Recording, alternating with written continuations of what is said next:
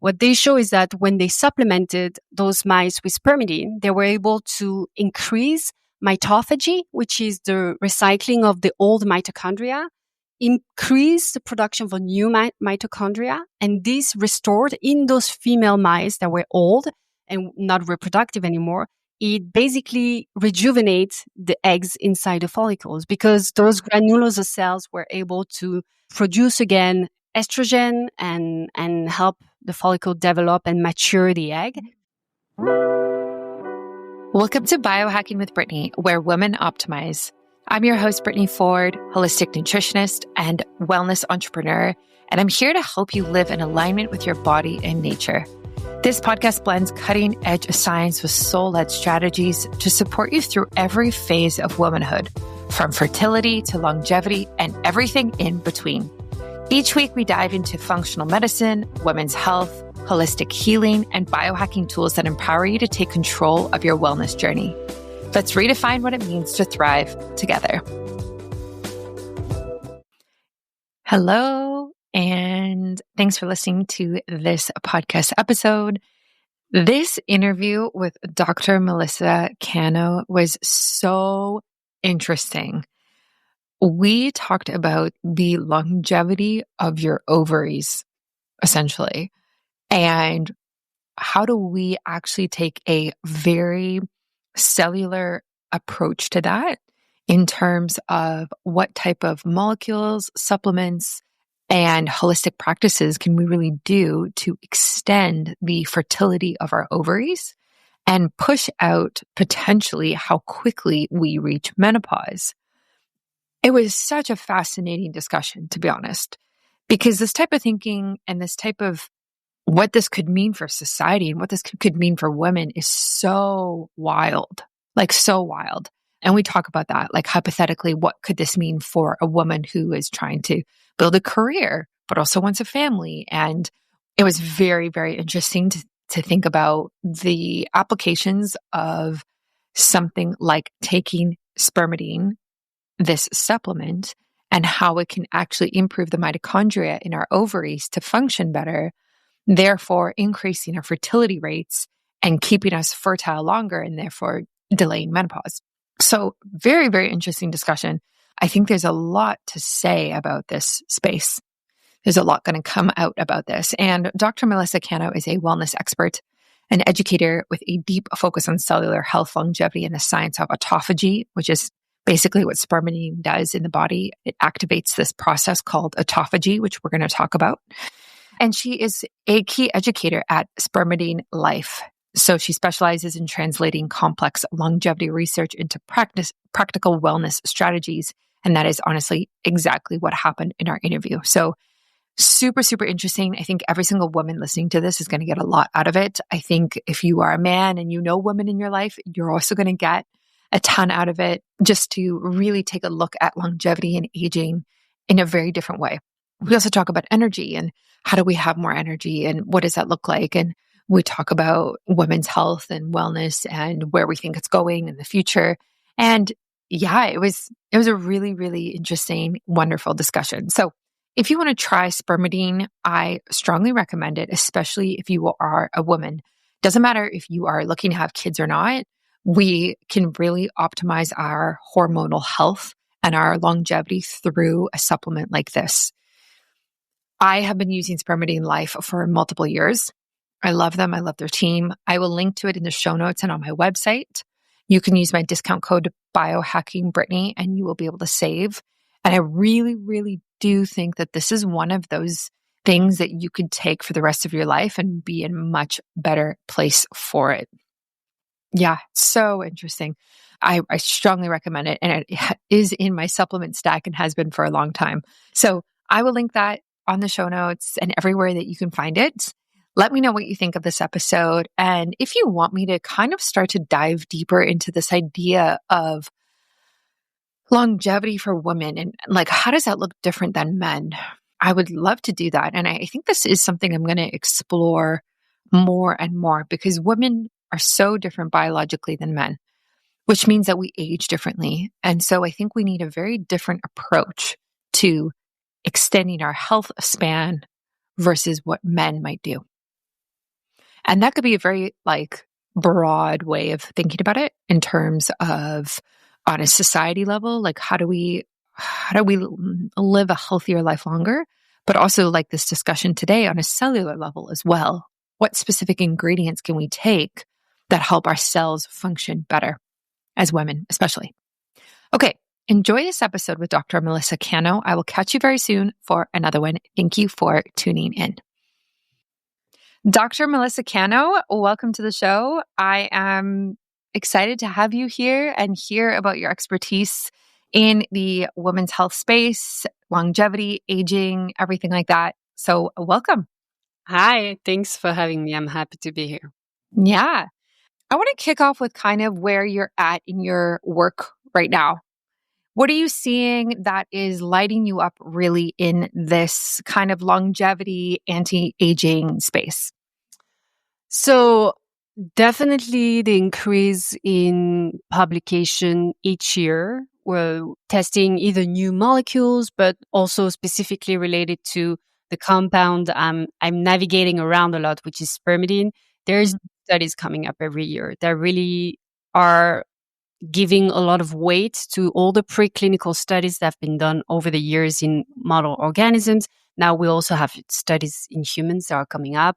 And I think it gets all very excited because now all these longevity compounds that have been a little bit underground in the biohacking community for many years now are entering the public conversation. I think people are getting more and more educated. So it becomes really interesting. People now, the words like lifespan, healthspan, we didn't used to really know or use them at all 10 years ago. And now they really enter the global dialogue of general health, which is great. So I'm very excited about that. Mm-hmm. Do you hear that kind of dialogue happening with like your friends and family, or is it like more just kind of like in your work life? It's probably more in my work still. I mean, I guess I do introduce the words in my family circles and friend circle, so they get interested too. Uh, it's true, though. I'm probably biased because in my work, in a lot of my connection, also through my network, we talk a lot about this. But I still I still feel like there is a genuine growing interest in people that have nothing related to the field at all, that get really into the idea that yes, I mean you have to think about your health span and how you can improve it. It's not something like the generation of our grandparents, where I mean they probably didn't have the luxury to even think about it, but now we do. And I can see it, for example, in my own family. My father, I really got him into caring about it, and he does take spermidine now every day, and he's seen major difference in his overall well-being.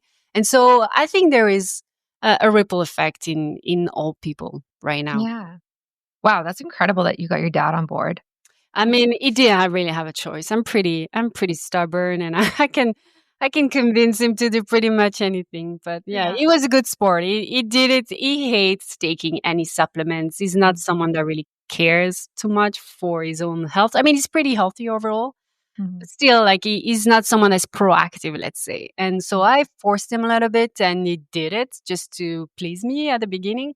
And now he just cannot get enough of it. Like he wants to stay on it because he does see major difference in his levels of energy. He's seen one of the things that is I heard my dad complain most of his life was how brittle his nails were. Like he was always like breaking them and trying to bite them to try to repair the breaking. And since he's been using the supplement, he's seen a major difference. Like that's one of the things that people notice the first when they start supplementing with spermidine is like your nails are going to become stronger, even grow a little bit faster.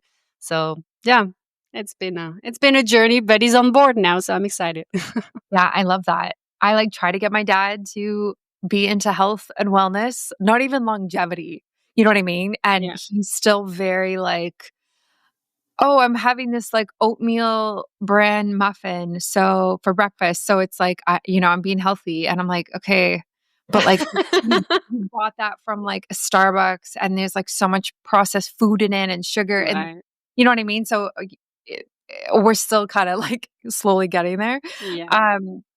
For those people listening who potentially have like family members who they do want to maybe educate on this idea of like health span, how do you even like explain that in such a Right.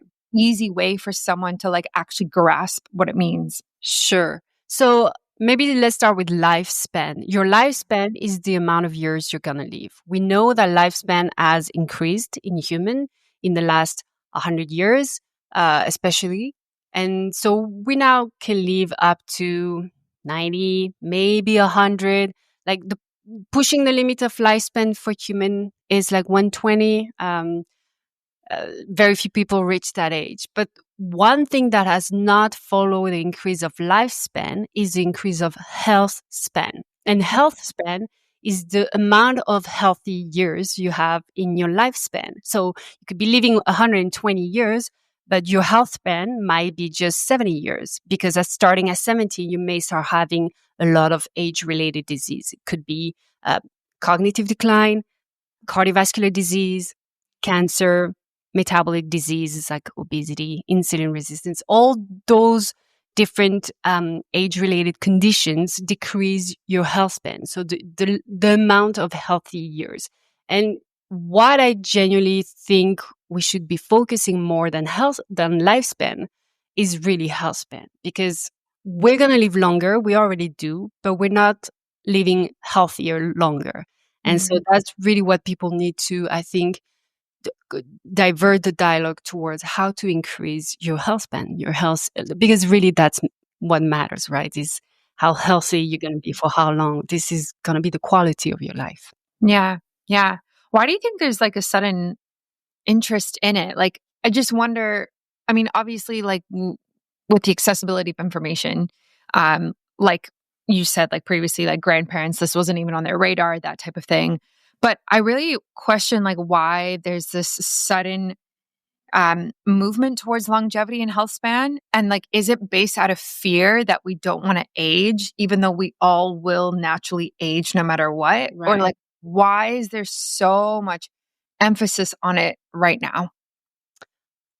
I mean, I think because first, I mean, people are living longer. We have, I mean, the population is aging, especially in our societies. It might not be the case everywhere in the world, but overall, there is a growing amount of people above 70, 80 that are still alive and that are not in great condition or that are start to have a lot of age-related disease. I mean, I have personal members in my family that are above 80 and start having a lot of issues. And I think now with the advances the breakthrough that have happened in the last 20 years in the field of longevity, I mean, we've realized that there is some tools out there, some molecules, some protocols that can be followed that can help us increase this health span. So it really is a combination of definitely increase of information, increase in research and breakthrough, and also just the amount of people getting older, like it's just our society, especially our Western societies, we're aging very fast. Yeah. Yeah.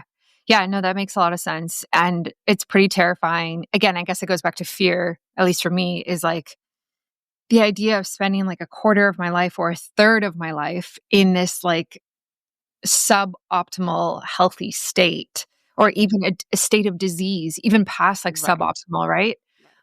Where you're like stuck on medications for 30 years and you struggle to like walk up the stairs and get out of bed. That's pretty terrifying. It is for sure. And I think our generation, we have a very good outlook on this because we've seen the generation of our grandparents, uh, and maybe even sometimes, unfortunately, already our parents are starting to have some health related issues or age related diseases. And I think, I mean, it brings you a little bit of self reflection of like, what can I do already at my age, so I'm talking for you and I, probably between 30 and 40, where we're still officially young or middle aged. But I feel like in our new generation, we are young. And what it is that we can do already in our lifestyle, in our diet, in our just environment to prevent us from like getting sick earlier in life. And I think there are a lot of things that can be done for sure. Yeah, absolutely. Yeah. I mean, I've seen like just even going back to my dad, like I've seen my dad struggle with different health issues, a lot of mental health issues. And even that has been very motivating for me to like keep myself not in check, like that's probably not the right word, but definitely increase my awareness of what can happen if I don't take care of myself Yes. long term, Yeah. Definitely. whether it's anxiety or depression or even just like chronic stress. And stress is so hard on the body. It Yeah, there's definitely that aspect of like when you see people older than you and what they have to go through, you're like, wow, okay, what can I do right now to Yeah. not be in that position? For sure. And I mean, we are definitely enjoying the fruits of information, access to information, and an explosion of all those platforms like podcasts where you can get access to the newest and the latest research and people can talk about it. I mean, we are very lucky in that sense for sure that we are able to already think about this in our age about how to take care of ourselves. Ever snap at your partner over something small and then wonder, why did that bother me so much? Or maybe you're waking up groggy, craving sugar, breaking out, or feeling just off in your body, like your hormones are whispering or yelling that something is out of balance. If any of this sounds familiar to you, you are not alone. These are signs your body is calling out for support, and magnesium might be the missing piece. Magnesium is one of those non negotiable minerals, especially for women. It plays a critical role in hormone regulation, stress response, blood sugar balance, sleep, and even skin and muscle function. But here's the problem. Most of us are deficient, especially during high stress seasons. Hello, modern life, motherhood, and go, go, go careers. Food alone often isn't enough. So that's why I take Magnesium Breakthrough by Bioptimizers every single night. It's the only formula I found that includes all 8 forms of magnesium, including magnesium orotate, which specifically supports metabolic and hormonal health. I love it because it helps with deep restorative sleep, stress relief, and nervous system regulation, better digestion and fewer cravings, and supports my body through every hormonal phase, from luteal to postpartum. This is your permission slip to slow down and nourish yourself at the cellular level. Go to bioptimizers.com/biohackingbrittany and use code biohackingbrittany for 10% off. Even better, subscribe and you'll never miss a month. Plus, you'll unlock deeper discounts and free gifts as well. Trust me, your body, your mood, and your hormones will thank you. Yeah. How do you think that women specifically kind of deal with this? Like I know obviously you've done your research, especially around like molecules that lead to healthier cellular aging. But I'm curious if there is a difference there for women on a practical level, day to day, and on what they're doing about aging. And then we can also get into what's happening on a cellular level as well. So, if how women can benefit, you mean, from? Yeah, I mean, how women can benefit from spermidine for sure, but also just like how women potentially view aging differently than men. Right. So, you know, I think there is something very unfair in nature that we tend to age a little bit faster, I think, at least physically on the outside compared to men. And so very early we're confronted with the idea of aging more than men. Uh, there's a lot of it also that comes from this constant storm of hormonal changes that we go through, whether it is through your monthly cycle or even through the different periods of your life, puberty, the reproductive years, and then you enter perimenopause, menopause. We're confronted to these constant changes and the idea that, yeah, the reproductive window, which is in a way the years we're going to be the healthiest, is actually very short for women. So the ovaries are the organs that are aged the fastest, the earlier in a woman. And so they're often referred to as a pacemaker of female aging because you're as I mean your ovaries are going to start declining in functioning starting at 30-year-old. And by 35, you have very few follicles or eggs left. And by 40, you start hitting perimenopause. By the time you're 50, you're in menopause. And what is menopause? You're completely deprived of estrogen. You can't reproduce anymore. And the consequences of this lack of estrogen comes in many different factors, but it increased the risk of cardiovascular disease. Some women start noticing gain of weight. They start having some metabolic disorders like insulin resistance. So very early on, like in our early 50s, we're going to start having very obvious effects from this aging process because of these hormonal changes. So I feel like we're more in tune with the fact that our body goes through seasons in life and that they're pretty short. And so the idea of aging, I think it creeps up on women pretty fast. And also, you were talking about depression, and I think women are more sensitive to it because of those hormonal changes, especially when they start hitting menopause. But it can also happen throughout the lives of a woman just because of those constant fluctuation between estrogen, progesterone, like those peaks in the middle of your cycle. You know what I mean? It really affects your cortisol levels and your mood. It's, I think women have a lot, are because of those constant changes. And I'm not even touching on the pain you can have in the menstrual cycle. Like we're constantly have to deal with our bodies and the way we feel. So there is more of self introspection and probably, a constant acknowledgement that this is like very, very temporary, right? So, Yeah. Yeah. I think it's interesting that you said the ovaries are a pacemaker for like how you age. mhm. Yeah. So, I mean, it's not just me saying this. It's Yeah. like, it's something that has been referred to in the scientific literature because it is the organs that are going to start aging the earlier in a woman's life. And the reason is simple is because the reproductive years are very short, right? From the moment you start puberty to the moment women cannot reproduce anymore. I mean, it's the span of maybe 30 years. And after this, I mean, women still have a very important role. That's why a lot of time the lifespan of women is more important than the lifespan of men because we have another role than just reproduction. We also here to maintain the passing on the knowledge and the education. But the healthy years of a woman are really tied to this reproductive window. And that goes back to what I was saying. Because of this decrease in estrogen, the increase of cardiovascular disease after you hit menopause and the metabolic disorder that comes with those changes, our health span is actually pretty short with women. Yeah. Sure. Yeah.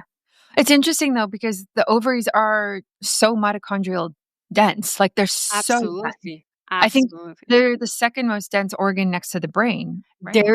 There is a need of energy in those ovaries. So in your ovaries, you have follicles, and in those follicles, in each follicle, you have an egg, an immature egg.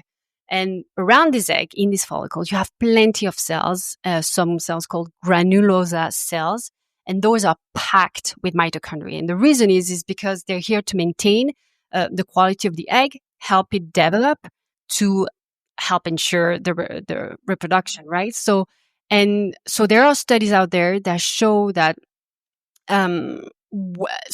just to go back to specifically to spermidine, because that's really what I read a lot about. In mice, they've shown that in aging mice, so old mice, they took old mice, they look at their ovaries, and inside those granulosa cells, the number of mitochondria was decreasing with age, but also the levels of spermidine was decreasing with age. And so what they showed in this paper, so it was published in Nature Aging in 2023, so fairly recent. What they show is that when they supplemented those mice with spermidine, they were able to increase mitophagy, which is the recycling of the old mitochondria, increase the production of new mitochondria, and this restored in those female mice that were old and not reproductive anymore, it basically rejuvenates the eggs inside the follicles, because those granulosa cells were able to produce again estrogen and help the follicle develop and mature the egg. So really, the supplementation with spermidine helped those mice rejuvenate their eggs, but also increase the number of offsprings they were able to have. So it reversed basically a little bit the infertility of those aging mice. So Yeah. that's to go back to the reason why some of those longevity components can be very important for female, especially in the case of fertility, is because in a way, fertility is linked to being young, right? So if you're able to extend your productive window, you directly also extend your health span window. Yeah. Because the year you're reproductive are the year you're going to be the healthiest, most likely. Yeah. Wow. That's so wild. Like, as somebody who like has developed a whole course around like fertility and like I developed a whole holistic protocol on like how to get pregnant, and for me and my husband, and now other people have done it. And spermidine was one of the supplements that I recommend in my course. But it's so interesting to actually make that link of like, this can rejuvenate mitochondria in those egg cells in Yes. ovaries of women or female mice that are older, Yeah. which then allow them to get pregnant again, Yeah. even at that age. Yeah. And that is wild, like, because where are we talking about this in terms of fertility in today's world, when 1 in 5 couple I know. struggles with infertility today? I know. So, I mean, that's still a question I guess I can ask myself. There's a lot of unfortunate lack of education related to this specific molecule, although it's a natural molecule, right? It's found in every living cell on the planet, in bacteria, fungi, in humans, animals, plants, whatever you name it. All living cells have spermidine because it's necessary for cell proliferation. The main thing that this molecule does, it's a very small molecule.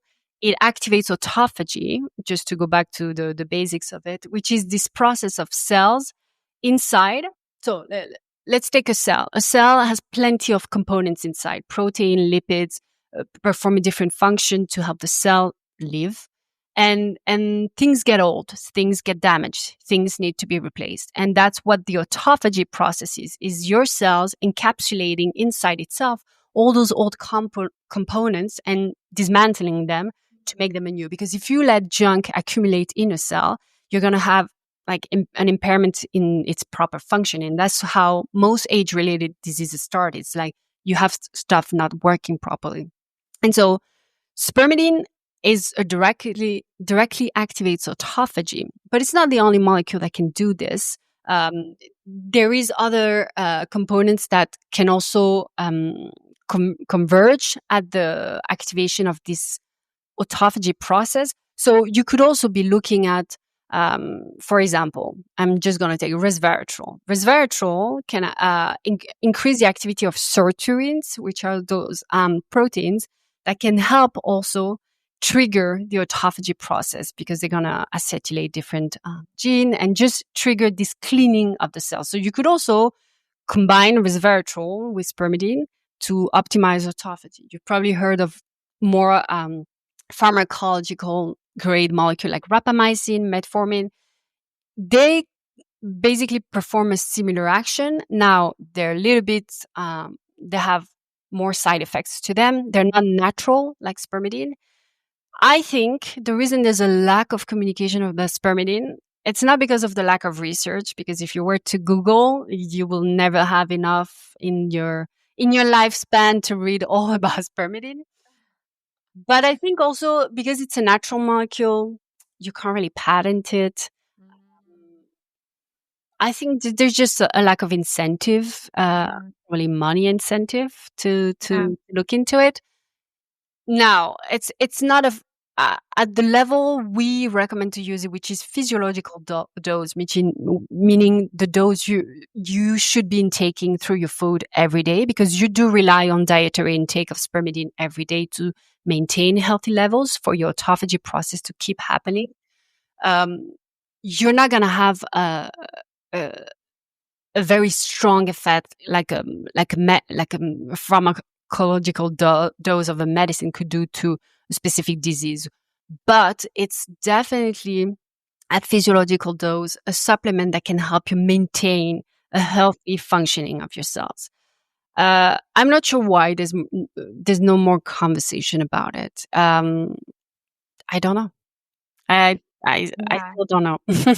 I think also just in general, I wonder if it's possible to develop some sort of testing protocol that actually looked at the amount of healthy cells or actually the amount of mitochondria you have in your ovaries. Yeah. You know what I mean? Instead of just looking at AMH levels Yeah. and your hormones, like, can we test for how much mitochondria is in our ovaries and then be like, whoa, Right. I'm at this percentage versus where I should be at my age. Okay, let me increase my spermidine Right. dose, right? So the problem with this is that is just um, it would be too invasive. Like to access mitochondrial activity of your ovaries. I mean, I would literally need to do biopsy. I don't think it's reasonable to do it as a generic test for women to just keep track of your health. Now, what you can keep track of is you can. There are some tests coming up that helps you get an idea of which genes are active. So they Mm. a lot about biological clocks. So they basically take either a sample of your blood, sometimes even of your saliva, and they look at which gene are more expressed than others. So they look at the methylation pattern, and that gives some. So some companies are out there trying to find a model of what is being young and what is being old, and we know that spermidine can definitely make a difference supplementing. So having more spermidine in your diet, forget even about supplementation. Yeah. Good diet rich in spermidine is what you think of a good diet to live longer. So blue zone type of diet, a lot of plant-based, legume, nuts, cruciferous. Um, those are the foods that are going to contain the most spermidine. We know that the people that consume this type of diet, they are the people that live the longest. Right. There's a ton of epidemiological studies out there linking higher dietary intake of spermidine to an extended lifespan. So we know that. Um, so even before supplementing, if you were to eat the good food, you could already track in your biological clock the speed, let's say, at which you can age or not. Now, to specifically track the ovaries, it's a little bit hard. What you could be tracking indirectly would be more the hormones in your blood, for example. So estrogen is mainly produced by those granulosa cells I was talking about before. There are those tiny helper cells in your follicles that help your egg mature. And so when you get old as a woman, your estrogen levels decrease and until you hit full menopause and you're almost depleted of estrogen, right? And you're out of your productive years. So you could be looking at your estrogen levels now. Um, it's also not a test that's done routinely, but I guess we're entering an age where people are more thirsty for looking at their own trackers, their own biomarkers, those whether levels of cholesterol and hormones, and people will be tracking their health like this. Just to go back actually to this specific um, topic of estrogen levels, there is a study out there in humans where they've done it was a very small clinical trial, so open label. It's not like a randomized controlled trial. It was done at a very small scale, but they gave a supplementation of spermidine to women for 30 days. And what they noticed after those 30 days is that their estrogen levels was increased during the follicular phase, which is the phase where your follicle is going to mature the egg. So that showed that spermidine helped just the egg mature, the follicular phase to be improved. And he also decreased their cortisol levels. So spermidine helps decrease cortisol levels and increase estrogen. And this is two component aspect of a woman fertility, right? So this is a way you could be tracking too, looking at estrogen, looking at cortisol. Those are important marker of health in general. So, so I wonder if there's some sort of, I'm just going to spit this idea out here. Okay. So I'm just thinking out loud. If you were to test your blood to take a look at your mitochondria, which would be less invasive, um, is there some sort of equation that we typically see? Maybe we see it in animals and other studies where, okay, my blood level of my healthy mitochondria is X. And then typically that means that my ovary mitochondria level might be this amount. Like, and is there some sort of relationship there that we could just do a blood test and say, hey, on average, like it's 3 times the amount in your ovaries. So your blood level is a little low. So likely your ovary level is a little low. Like I might be simplifying it way too much here, but I just wonder if like we could produce some sort of model like that follows a typical equation without obviously doing something so invasive. Right. So a lot to unpack here.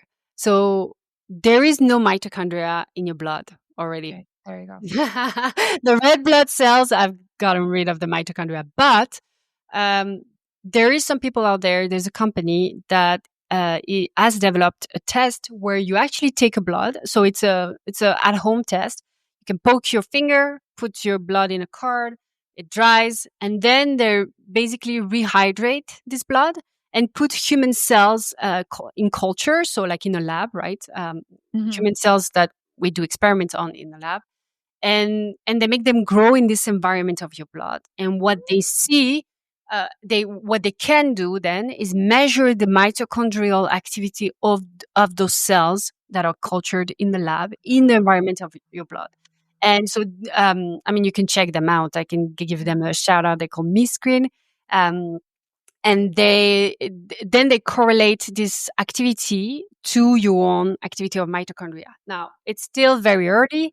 I think we still have a long way to go to really correlate this to your mitochondrial activity in your own cells, but it can give you beginning of an idea of how healthy your mitochondria are. Now, how healthy they're going to be in your ovaries, again, that's going to be hard. I guess in general, the health of your mitochondria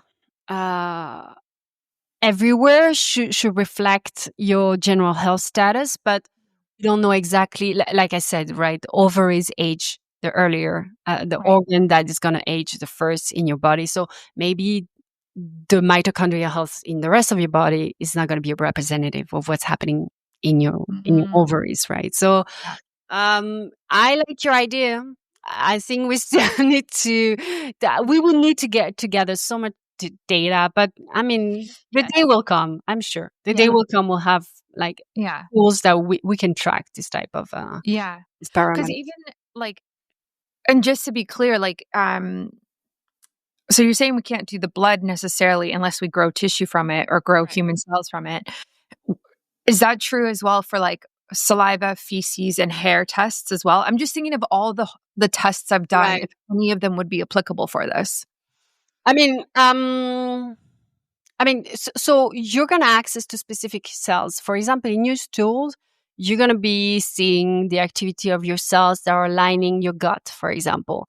You're not going to be accessing every cells in your body. Now, again, I imagine the whole body is a big communication pool of plenty of cells. So definitely the health of specific cells may reflect the activity of others, but we're extrapolating a little bit also. So, yeah. I mean, it's just wild. Like I know quite a bit about mitochondria, and like I've heard about it for so many years now, but I've never actually thought about it till right now. Of like, I have never had my mitochondria levels tested, and that's because it doesn't exist. It doesn't exist. And also, it's very hard. So your mitochondria are little organelles, so those little components inside your cells. So to access even the activity of those cells on a living human being is very hard. I mean, I would need to do a biopsy, get a tissue out of you to be able to measure this type of activity. That's not the type of assay that we do routinely on healthy subjects, right? A biopsy. Of course. So it's not it's not a parameter that's easily accessible. Now you can extrapolate from other measurements, and for example, in the case of this company that gives you an idea of mitochondrial health, it is still just an extrapolation from whatever is in your blood, right? So we're gonna have until then to look at, I think, more obvious phenotypic outcomes of either using a supplement or just a lifestyle change or diet is basically how good you feel. You know, if your mitochondria are healthy, you're gonna feel good. If they're not, you're gonna feel it too. So being in tune with how you feel, making sure you maximize your health every day and your own well-being is taking care of your mitochondria. So Yeah. it's I think it's pretty obvious too in terms of energy.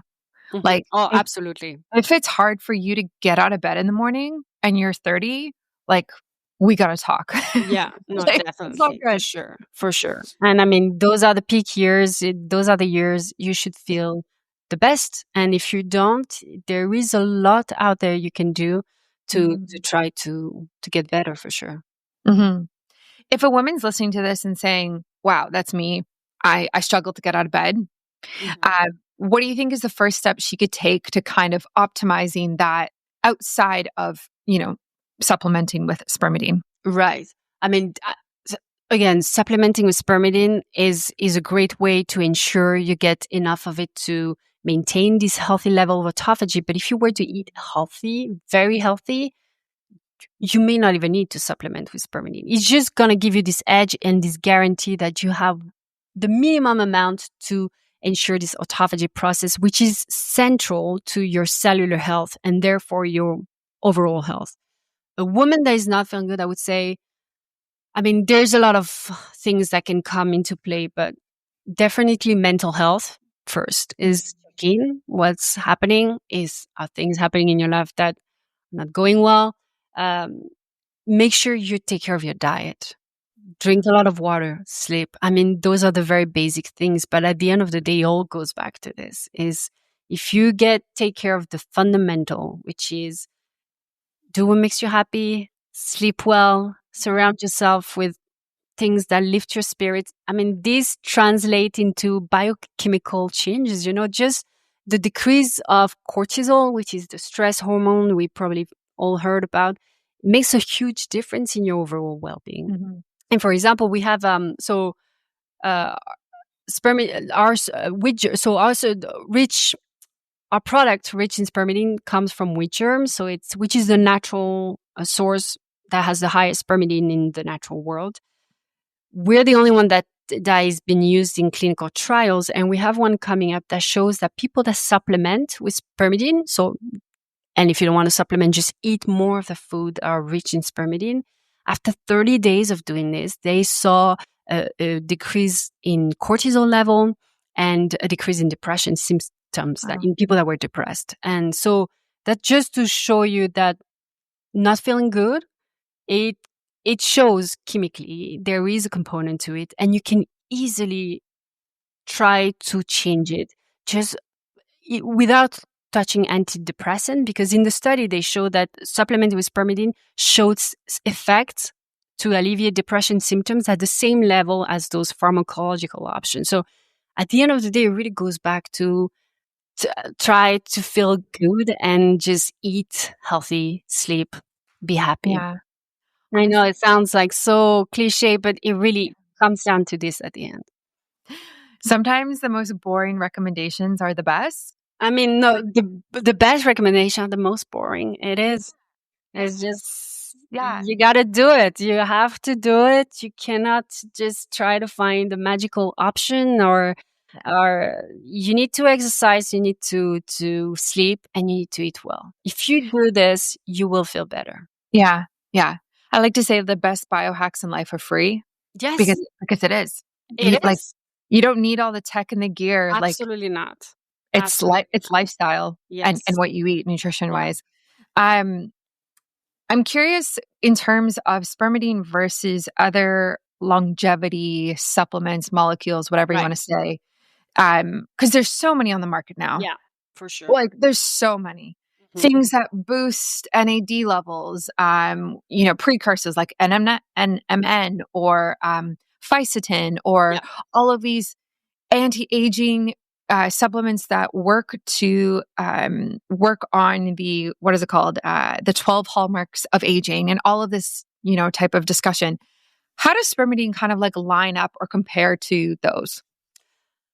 Well, what I would say is that spermidine, there's a paper out there and people can just Google it and find it that compared, I don't remember the exact number, but over 100 different longevity compounds and found spermidine to be the safest. The safest, why? Because you already intake it every day. You absolutely rely on dietary intake to be able to for your cells to function. So 1/3 of your daily need of spermidine comes from your diet. Another third, your gut microbiome makes it. And the last third, your own cells are able to produce it a little bit. So you have a metabolism inside. So I would say, so you could also argue fisetin is also natural. Fisetin is also a great supplement you find in many fruits. So the way it compares is, I think it is at the core of this process of cell health, which is this autophagy process I was mentioning, which helps your cells keep clean. That the way I see it is that you need to have a healthy amount of spermidine to trigger autophagy for your cells to be healthy enough before you start adding on more stuff. So the way I see it is like, before supplementing with a bunch of stuff, make sure you get rid of all the junk that is already inside your cells. So if you want supplement with NAD precursors, that's great. There's a lot of study out there that shows that it helps with mitochondrial health, and it helps with fertility too. We actually have a product called NAD Life that combines spermidine and NAM, which is a precursor of NAD, because they have synergistic effects, especially for cardio protection and energy. So definitely you can combine things. Now, beware of like some trending molecule that are out there, because either they're easily, they can be patented, or people have exclusivity. I would say a lot of those can be questionable. I'm not saying they don't have beneficial effects. I'm just saying that the effects can be a little bit over aggrandized for just marketing and money reason. The way spermidine position itself is that it's more natural. It might not be as dramatic as an IV of NAD, but you're also not going to feel nauseous or have GI issue like a lot of people can notice with a lot of those longevity supplements. So to me, it would be the basis to start with as a supplement. And it's because I'm so deep into it that I know so much about it that I would not considering, I would not not have it anymore in my stack of basic supplements that I take, which are very simple. I take spermidine, I take omega-3, and I take vitamin D and vitamin D and a multivitamin of complex of B also. And that's pretty much it. And I think if you look at the amount of research, you would realize that there is a lot out there to credit either the use of food rich in spermidine or just a supplement to help you kick autophagy. So I would feel it's at the base of ensuring a longevity protocol because of this cleaning up of the junk inside the cell. That's the way I see it. Yeah. No, that makes sense. I want to get hypothetical here for a second because I'm just thinking through what you're saying. If I were to supplement with spermidine for the rest of my life, and potentially add in maybe some longevity supplements, but let's just talk spermidine. And it helps to preserve the functioning of the mitochondria in my ovaries and, increase the amount, maybe increase the density. Sure. Is it possible that would keep me fertile for longer and potentially even just push out menopause? Like, are we getting to a point where we actually can alter our ovary longevity through something like spermidine? So yes, that was shown in animal model in mice for sure. Now we do not have the exact data in human for me to tell you it will expand your reproductive windows, but all evidence obtained from preclinical studies, so in mice, seem to suggest that it would help a woman extend its reproductive window, her reproductive window, and also her healthy years, because as I said, reproductive window is linked to your healthy years as well. Now, I want to mention a study that literally just came out maybe 2-3 months ago. Another study in mice still, but where they basically take mice, they remove their ovaries to mimic the menopause condition when you don't have any more estrogen, and then they supplemented them either with estrogen or with spermidine. Right. So, in a woman that hits menopause, like I said, you increase your risk of cardiovascular disease and insulin resistance. And so one of the strategy out there that's already been used by some women is estrogen replacement therapy. So they basically take estrogen to limit those all those issues and the plethora of effects that women can notice, like mood swings, depression, hot flashes, etc. Estrogen replacement therapy can help. Now, doesn't come without any danger to it, because it can increase the risk of reproductive cancer, so cancer in the ovaries, and cardiovascular disease. It can increase the risk of cardiovascular disease too. So in this study, they take mice, they remove their ovaries to mimic menopause, and then they give them either estrogen or spermidine. And what they saw, and you can go on our website, I wrote a blog about it, trying to digest it and to take snippets of it. They basically show that spermidine supplementation had the similar effect as estrogen replacement therapy, without the negative side effect of possibility increase of cancer and cardiovascular disease. So what it did, it helped decrease the amount of reactive oxygen species, increase the amount of enzyme that detoxified reactive oxygen species. So basically decreased oxidative stress, decreased inflammation. It helped decrease cholesterol levels.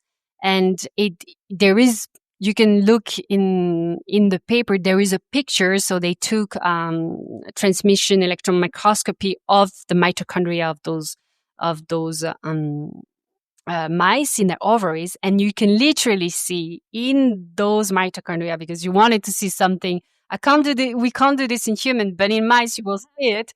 You see a picture of the mitochondria in basically in a mouse with menopause.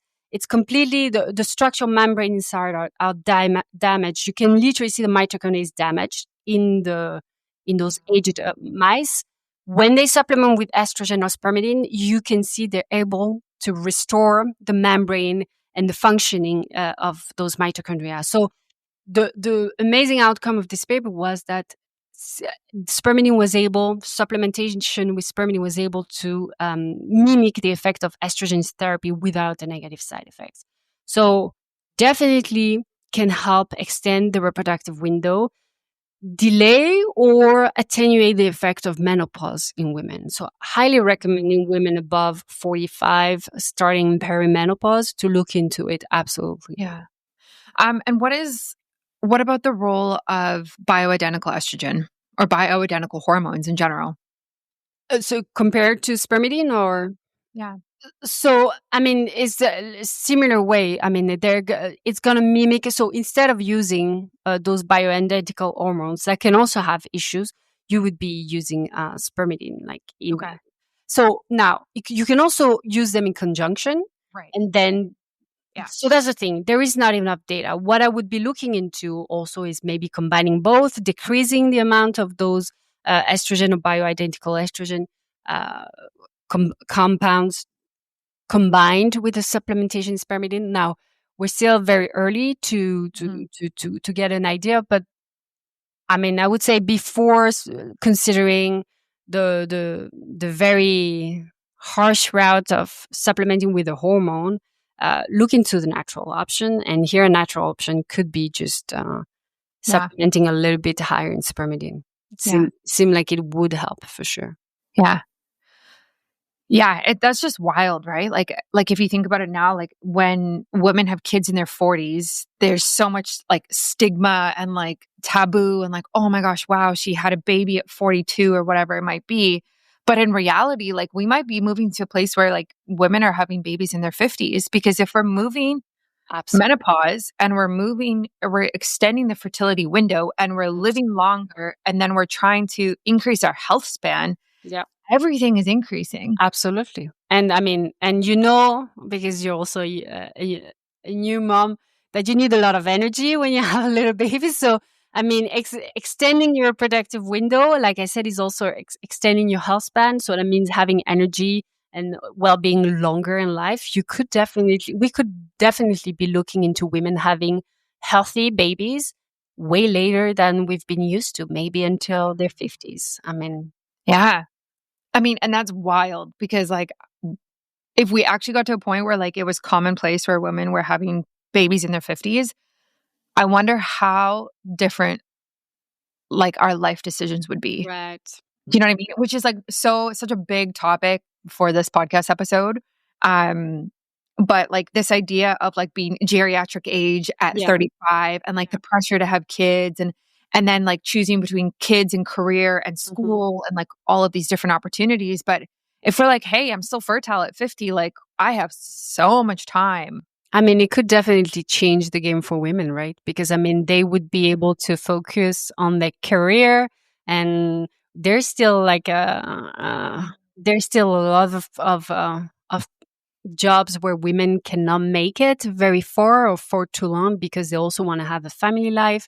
And at some point between your 30s, 40s, uh, if you like get away a little bit from your career can affect your Mhm. position, and that's why a lot of women don't end up in those uh, last C-suite position, right? I mean, it still is the case today. So maybe that extending our reproductive window will help women like Yeah. reach higher position. I don't know, Yeah. and I think it will be for the better for everybody because Yeah.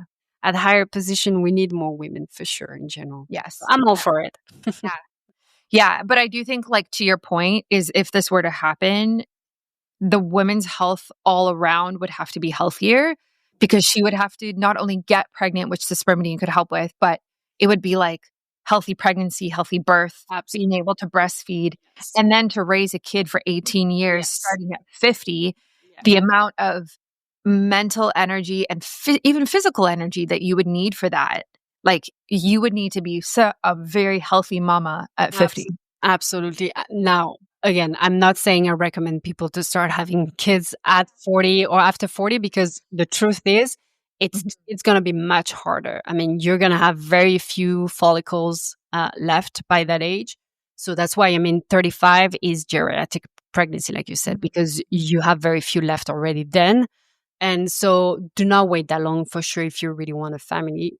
But with the amount of research coming up and the possibility in the future of testing this more into large scale in humans, I think we will be able to extend the reproductive window, extend the health span, where it may not matter to have kids late in your 40s. I mean, it's happening more and more already.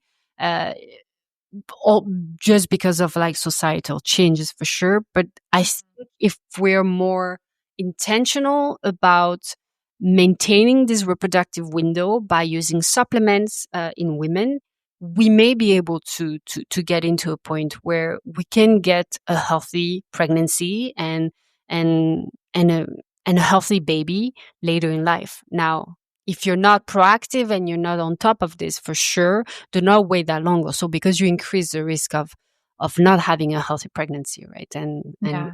a healthy baby. So Yeah. still better to do it young, but not too young either because like there's a lot of things in life. I mean, I don't know. To each their own. My mom had me pretty young and I waited much longer than Yeah. she did. And yeah, it was different lives. It's really like circumstantial as Absolutely. well. Absolutely. Um, yeah, it's tough. Uh, I don't want to necessarily get into men's health for this episode, but I know that there is a bit of research that shows that when dad is over the age of 40, it can increase the chance of the offspring having learning disabilities and learning struggles, even things like ADHD, autism, that type of thing. And I wonder if the reason for that is the poor sperm quality. And then I wonder if spermidine is something that actually could support healthier sperm, which would then actually kind of reduce that. If, people are going to start having babies later, that would be something that would need to be like thought about as well, in my mind anyway. So just to go back to the origin story, spermidine, the name comes from sperm. So the guy that invented the microscope in the 17th century, Anthony von Leeuwenhoek, observed in the semen some crystals that were forming in it, and this was later identified as this molecule, spermidine, that was in higher concentration in semen. So not high enough to be higher than wheat germ, let's say, but just high enough to be seen and crystallize. And why is that? Is because spermidine helps maintain basically your cells young and functioning properly. So the body puts a lot of spermidine, and it will put a lot of mitochondria too in the cells that it will prioritize. So definitely supplementing with spermidine for men can help with testosterone levels. It can help decrease cortisol levels, which can also help with fertility as well. Now, we don't really have direct link. We had some preclinical or some data that seemed to show that it could increase the amount of spermatozoid in men supplementing, but it's still very early, so we cannot really be sure about this. I think it can definitely help just because of the increase in autophagy, in mitophagy, in mitochondrial health. I mean, all of this at the end, it's going to have an effect in every part of your body, whether it's your brain, your cognitive function, your cardiovascular function, but also your reproductive function are going to benefit from an increase in autophagy, a reduction in oxidative stress. So yeah, definitely can help also men for sure. Yeah. Now we don't have the clinical trials to back it and say yes that those help that much, but we know that just out of cause and effect that it can help for sure. Yeah, men as well. I think that's great because fertility is a men and women's issue. Absolutely, and we're starting to finally see more narrative and discussion about that. And I'm glad that there's more research kind of starting to focus on that as well, because it is important. Yeah, and sadly, there's a lot of men who struggle with infertility now. Absolutely. So it is something that we need to think about. If women listening to this and men want to try spermidine and want to add it to their stack and are super interested in this, where can they connect with you and how can they find you? Sure. So you can find us on our website, which is spermidinelife.us. So you can find all our product there, which is basically this wheat germ extract that we get from Europe. So we source our wheat germ in Europe. So no glyphosate, non-GMO, organic, very rich in spermidine. We make this either peel or sachet that helps you get a very healthy dose of spermidine to ensure you have healthy autophagy. So you can find it on our website. You can find us on Amazon as well, Spermidine Life. Those are the products. And yeah, I mean, and if you don't want to go down the route of the supplement, just like look into the foods that are high in spermidine. You just need to Google it if you don't remember, but nuts, legumes, beans, mainly just add more plants to your life. I mean, I'm not against meat. I'm not against dairy. I'm from France. I love both. But you're not going to get away without having a healthy amount of plants and veggies and beans in your diet. Like you want to start with the basis. So definitely do that. And if you really don't want to do this, just use our supplement, and I promise you, we'll give you the minimum amount you should be taking. Yeah. I mean, I take it, and I'll put my link in the show notes so people can check it out, my discount code and things like that. And one final word what do you want every woman listening to remember? That you can definitely make very simple changes to your life and feel the difference. If you just dedicate a little bit of time to research and to be convinced enough that you actually implement those changes. And it takes little changes, like just make sure you get that extra hour of sleep. Make sure you get that maybe extra hour to yourself once a week to make things that make you happy. Make sure you add more plants to your food every day, and like healthy plants, organic. So avoid pesticides, obviously, and just consider like basic supplements, especially when you start hitting your mid-30s. That can make a very big difference in your health in general, because you don't need to go too crazy and to follow the trends and the heavy Instagram marketing. Just like look into the research, the basis, and you should cover your track pretty well just by doing those very simple changes in your life. I love that. Thank you so much for coming on the show. This was great. And I will make sure that I link to everything in the show notes so everyone can find you super easily. Sounds great. It was great talking to you, Brittany. Thank you for listening to Biohacking with Brittany, where women optimize. If you loved this episode, share it, subscribe, and leave a review to help more women step into science-backed, soul-led wellness. To go deeper, check out the show notes for upcoming retreats, live events, my course, and the latest on socials. Until next time, keep listening to your body, trusting your intuition, and optimizing every step of the way.